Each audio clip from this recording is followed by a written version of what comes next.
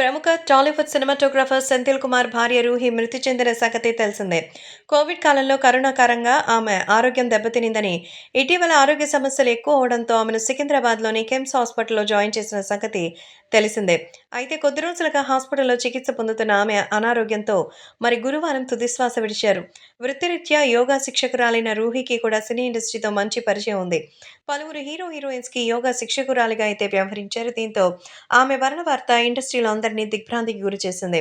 సినీ ప్రముఖులు, నటులు social media ద్వారా రూహి ఆత్మకు శాంతి చేకూరాలని అయితే చెప్తున్నారు. ఈ వేదికగా ప్రస్తుతం ఆమెకు సంబంధించిన విషయాలు కూడా ఎన్నో షేర్ చేసుకుంటున్నారు. ఆమెతో తనకున్న అనుబంధాన్ని, మధుర జ్ఞాపకాల్ని గుర్తు చేసుకుంటూ రూహికి నివాళి అర్పిస్తున్నారు. రూహి గురించి గతంలో పాన్ ఇండియా స్టార్ ప్రభాస్ మాట్లాడిన ఒక వీడియో సోషల్ మీడియాలో వైరల్ అవుతోంది.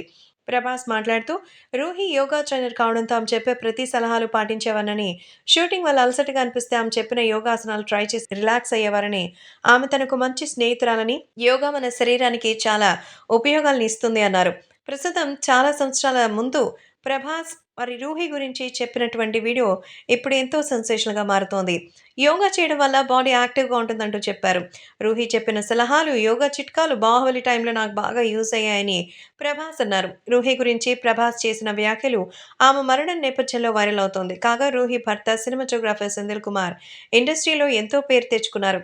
ముఖ్యంగా రాజమౌళి సినిమాలతో ఆయన స్టార్ ఇమేజ్ పొందారు. దాదాపు జక్కన్న తెరకెక్కించిన అన్ని సినిమాలకి ఆయనే సినిమాటోగ్రాఫర్. 'ఛత్రపతి', 'యమదొంగ', 'ఈగ', 'సై', 'బాహుబలి' సీక్వెల్స్‌కి, రీసెంట్ 'ట్రిపుల్ ఆర్' చిత్రాలకి ఆయనే సినిమాటోగ్రాఫర్‌గా ఉన్నారు.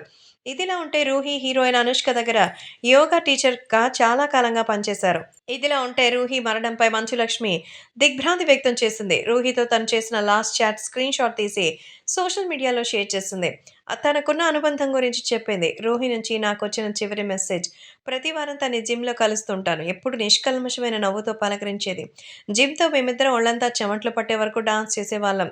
మొత్తానికి నా దవడలో నొప్పి పుట్టేంత వరకు నవ్వుతూనే ఉండేవాళ్ళం. కానీ జీవితంలో ఏది శాశ్వతం కాదని మరోసారి నువ్వు నిరూపించావు. ఇంత త్వరగా వదిలి వెళ్ళిపోయావు. ఎంతో బాధగా ఉంది అంటూ రాసుకొచ్చింది.